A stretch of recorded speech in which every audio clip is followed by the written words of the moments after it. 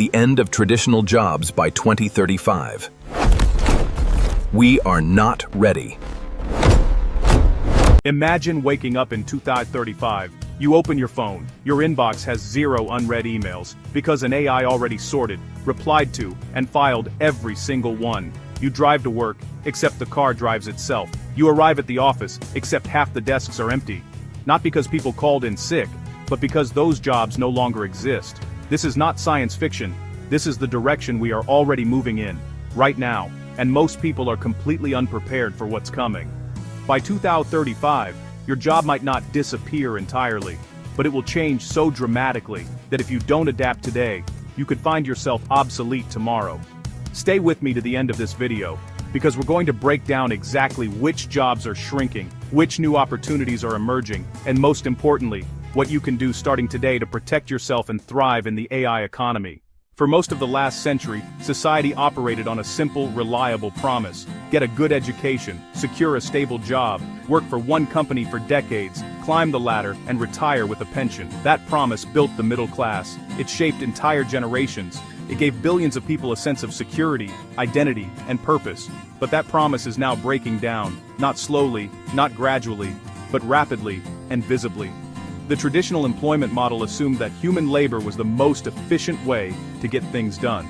AI is dismantling that assumption, sector by sector, task by task. We are moving toward a world where fewer people hold traditional 9-to-5 jobs, and more people earn through a patchwork of projects, contracts, creator brands, AI-assisted businesses, and human-AI partnerships. This doesn't mean work disappears. It means the nature of work is being fundamentally reinvented. And the transition, it's already here. Let's be specific. Which jobs are most at risk? The answer might surprise you. It's not just low-skill, low-wage work. The jobs most vulnerable to AI disruption share one single trait. They are repetitive, pattern-based, and predictable. If a task follows a consistent process, AI will learn it, automate it, and do it faster, cheaper, and without breaks. Data entry, already nearly obsolete. AI tools now extract, sort, and input data with near-perfect accuracy at scale. Basic customer support. Chatbots and AI voice agents now handle the majority of Tier 1 support queries. Billing questions, order tracking, basic troubleshooting, without a human ever getting involved. Repetitive bookkeeping. AI accounting platforms can now reconcile accounts, generate reports, and flag anomalies without a human accountant touching a single spreadsheet. Generic blog writing and basic graphic design. Tools like ChatGPT, Midjourney, and hundreds of others are producing passable, and in some cases excellent, content at a fraction of the cost. Low-level coding, this is where it gets really interesting. GitHub Copilot has evolved from a code suggestion tool into something much more powerful. It can now be assigned tasks like an agent. It plans, explores, and executes coding work in the background. OpenAI's Codex can build and deploy functional applications with minimal human instruction. What used to take a software team months, a fully built, deployed, functioning business website, can now be scaffolded in minutes. This doesn't mean developers disappear, but it does mean the kind of developer who is valued is completely changing. Junior developers who only write basic repetitive application code are already feeling the squeeze. The developer who thrives in 2035 is the one who can guide AI systems, architect complex solutions, understand security and user experience, and communicate effectively with clients and stakeholders. The skill isn't coding anymore. The skill is knowing what to build and why, and using AI to build it faster. If you think AI disruption is limited to desk jobs and digital work, think again. AI is now entering the physical world through robotics, and the impact on manufacturing is already staggering. Consider this real example. BMW partnered with a company called Figure to deploy their humanoid robot, Figure Eero 2, in a production facility in Leipzig, Germany. Over 10 months, this robot assisted in the production of more than 30,000 BMW X3 vehicles, handling over 90,000 individual components and logging more than 1,000 hours of active operation. This is not a prototype, this is not a lab demonstration, this is a humanoid robot doing real industrial work in a real factory right now, and it's just the beginning. Chinese manufacturers are already building what are called lights-out factories. Facilities where there are 0 human workers on the floor, just robots. building things, around the clock, without breaks, sick days, wages, or benefits. By 2035, this model will expand globally. The factories of the future won't just use robotic arms bolted to one spot on an assembly line. They will deploy humanoid robots that walk, carry, adapt, and perform tasks in environments that were originally designed for humans. What happens to the factory worker? The optimistic answer: they become robot supervisors, systems managers, maintenance specialists. The pessimistic answer: far fewer of them are needed at all. The danger isn't just the loss of jobs, the danger is the pace of the change. When automation happens gradually, societies can adapt. When it happens in a decade, the way it's happening now, millions of workers can be left behind before retraining programs even get off the ground. This is why awareness and preparation aren't optional anymore. They are survival skills. Let's talk about entertainment and creative industries, because this is where the transformation is both the most exciting and the most unsettling. Not long ago, releasing an album required a recording studio, sound engineers, producers, session musicians, and a record label. Making a film required a crew of dozens. Publishing a book required a publisher, editor, and distributor. Today, a single person with the right AI tools can do all of that, from their bedroom. Tools like Suno AI can generate a full emotionally resonant song, complete with vocals, instrumentation, and production quality, in under 5 minutes. AI video tools can turn a written script into a visual short film.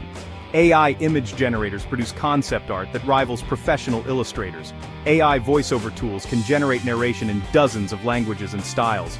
By 2035, a solo creator with the right toolkit could produce the kind of content that previously required an entire studio. Feature-length films, music albums, video games, interactive experiences.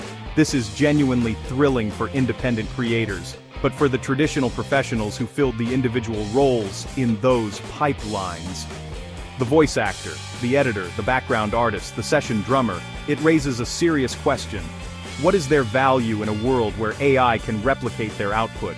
The answer is this: AI can generate content, but it cannot generate taste, emotion, lived experience, cultural context, or authentic human connection. The creators who survive and thrive in 2035 will be the ones who use AI as a tool while bringing something distinctly human to their work. They'll be the ones who edit with vision, write with voice, and design with intent, not just efficiency. The role doesn't disappear, but it evolves from executor to director. Here's the part that doesn't get talked about enough. For every job that AI shrinks, new roles and income models are emerging, and many of them are better. By 2035, the most in-demand professionals won't be people who do tasks manually. They'll be people who direct AI systems, design AI workflows, and apply human judgment to AI output. Think about what this looks like in practice. A designer who used to create graphics for clients can now build and sell digital product lines, templates, UI kits, brand systems, at a scale that was impossible before. A writer who used to depend on freelance articles can now run a newsletter, consult brands, ghostwrite books with AI assistance, and build an audience that generates income while they sleep. A software developer can now build and launch functional AI-powered micro tools, small utilities, niche products, workflow automations, as solo projects, without a team. A fitness coach can now create fully personalized AI training programs, sell them globally, and coach hundreds of clients through digital platforms without being physically present. The common thread? These people aren't competing against AI. They're partnering with it to multiply what one person can create and deliver. The future economy rewards people who combine a unique human skill, creativity, judgment, relationships, domain expertise, all with AI-powered execution. The result is a kind of leverage that was previously only available to large organizations. Now, individuals can access it too. So, what do you actually do with all of this? Here is a clear, practical framework for protecting yourself and positioning for the future. First, audit your current role. Honestly ask yourself, how much of what I do every day is pattern-based and repeatable? If the answer is a lot, you need to be proactive, not reactive. Second, build your emergency fund now. Economic disruption creates unpredictable transitions. Having 3 to 6 months of living expenses saved gives you time to adapt without panic. Financial resilience is the foundation of everything else. Third, reduce unnecessary debt. Debt is the chain that forces you to stay in an obsolete role because you can't afford to take a risk. The lighter your financial obligations, the more freedom you have to pivot, retrain, or launch something new. Fourth, master one high-value, human-centered skill. This could be strategic communication, client relationship management, AI system design, creative direction, or domain expertise in a complex field. Skills that require judgment, trust, taste, and context are AI-resistant and increasingly rare. Fifth, build a second income stream before you need it. This is critical. Don't wait until your job is disrupted to start a side project. Build an audience, sell a digital product, or freelance in a new capacity. Build it now, while you still have the security of your current role. Sixth, learn how to use AI tools. Not just consume them, use them actively. Experiment, build things, automate your own workflows. The people who understand AI from the inside will have a massive advantage over those who remain passive users. If your entire livelihood depends on one employer, one salary, one role, and one skill, you are one algorithm update away from serious disruption. Diversification isn't just an investment strategy anymore. It's a career strategy. The future of work is not something that is happening to you. It is something you can choose to shape, if you start now. The old path is closing, but the new one is wide open for those who are willing to learn, adapt, and build. The question is not whether AI will change your industry. It will.